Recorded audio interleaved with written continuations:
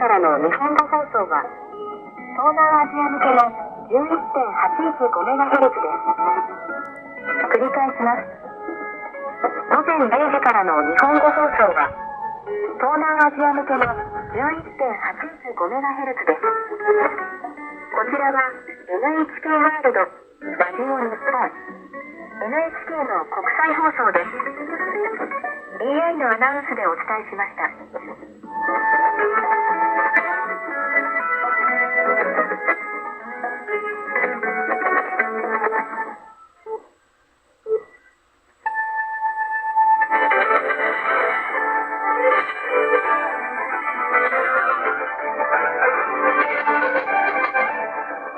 Welcome back to NHK Newsline. I'm Calico Sacco. Japan's incoming Prime Minister has been preparing the ground for his new administration. One day after Ishida Shigeru was elected president of the ruling Liberal Democratic Party, he's been picking his top party officials and cabinet members.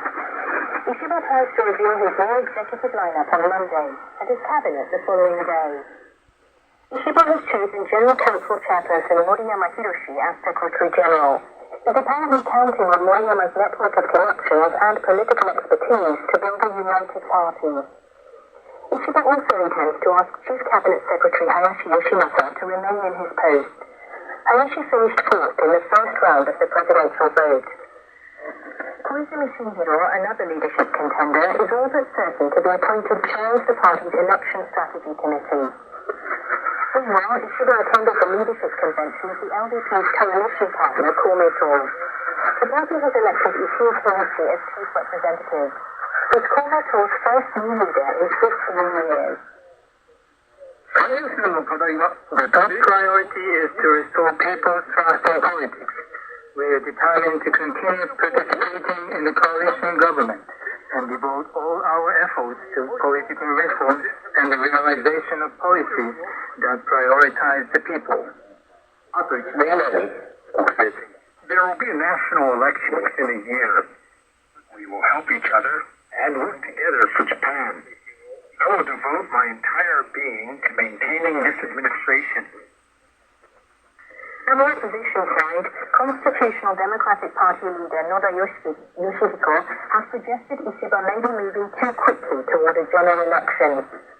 Ishiba has said he will dissolve the lower house as soon as possible, following direct debates between the ruling and opposition parties. If these debates are no more than, for example, half-day budget committee meetings or debates that are only between party leaders, this should not be considered sufficient direct debate.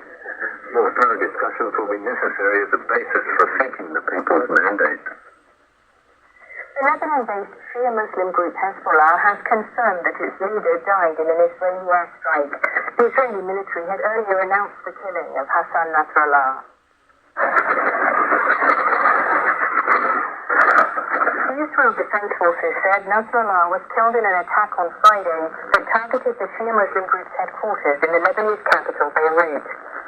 An IDF spokesperson said Nasrallah was inside the underground bunker at the time. The attack came after a number of people across Lebanon were killed in Israeli airstrikes that began on September 23rd. Lebanese people were being targeted. Israel does not distinguish between military and civilians.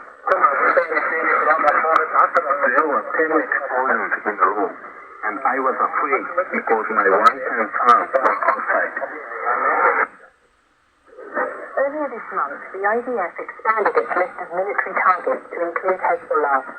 In a statement, Israeli forces accused Hezbollah of persisting with assaults on Israeli citizens. The military said it would continue attacking those involved in terrorist acts against Israel. The military also indicated the possibility of a ground invasion. Meanwhile, at a UN Security Council meeting, Israel defied calls for a halt to its conflict with Hezbollah. The meeting on Friday to discuss the situation in the Middle East came as concerns mount over possible escalation in the fighting between the Israeli military and Hezbollah. UN Secretary General Antonio Guterres called for an immediate ceasefire. We need this ceasefire now. We cannot afford endless negotiations as we have on Gaza. We You must avoid the regional wars at no cost. U.S. Ambassador to the UN, Linda Thomas-Greenfield, referred to a 21-day ceasefire proposal made by the United States and other countries. We've been working tirelessly to achieve this outcome and encourage all member states to support the proposal. Israel's UN Ambassador, Danny Danon, condemned Iran, which backed Hezbollah. He said, "It's time to hold Iran and its proxies accountable." Iranian Foreign Minister Abbas Araghchi said, "The Israelis have become so viciously emboldened to dream of repeating their carnage in Lebanon and of pushing the entire region into a full-scale war." He said it's clear that Israel is counting on U.S. support. Former U.S. President Donald Trump has called for the prosecution of Google, accusing the search engine giant of unfairly displaying negative stories about him. The Republican presidential candidate said on his social media platform on Friday that Google only displays negative stories about him, while stories about Vice President and Democratic presidential candidate Kamala Harris are positive. Trump called the activity illegal and threatened to prosecute Google if he wins the November election and becomes president. Trump has repeatedly criticized Google for what he says is illegal manipulation of its search results. In response to an inquiry about the matter by NHK, Google said it absolutely does not manipulate search results to favor any candidate. Another thing Trump has promised to do if he wins the election is to help achieve peace between Ukraine and Russia. Trump met with Ukrainian President Volodymyr Zelensky in New York. Zelensky was visiting the city for the UN General Assembly.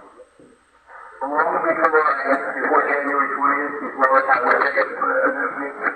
January 20th, long before that, I think that we can work out something that's good for both sides.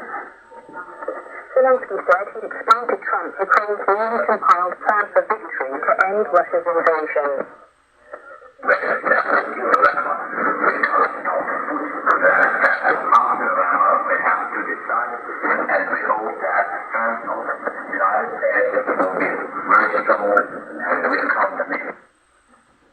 On the previous day, Zelensky met with Vice President Harris. Zelensky apparently needs to secure continued support from the U.S., regardless of who wins the presidency.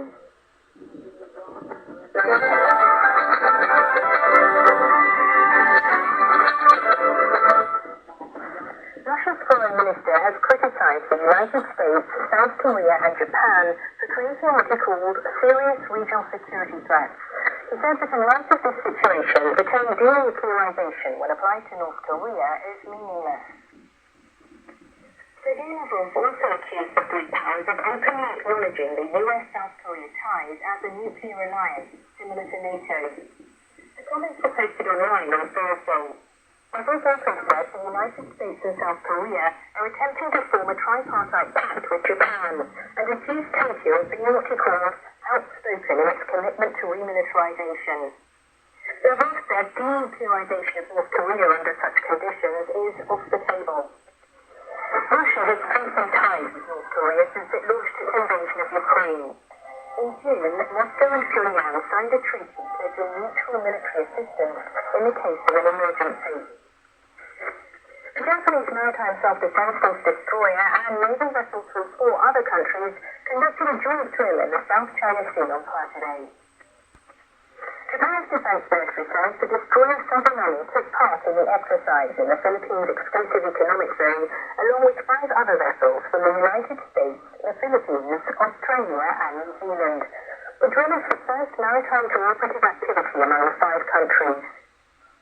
The Japanese Defense Ministry says the drill aims to actively uphold the freedom of navigation and overflight and respect maritime rights under international law. Informed sources said the Japanese destroyer and vessels from Australia and New Zealand sailed through the Taiwan Strait before the drill. The Chinese government protested the ship's transit, calling it a provocative act that undermines China's sovereignty and security. In August, Chinese government vessels collided with Philippine government ships and fired water cannons in the South China Sea.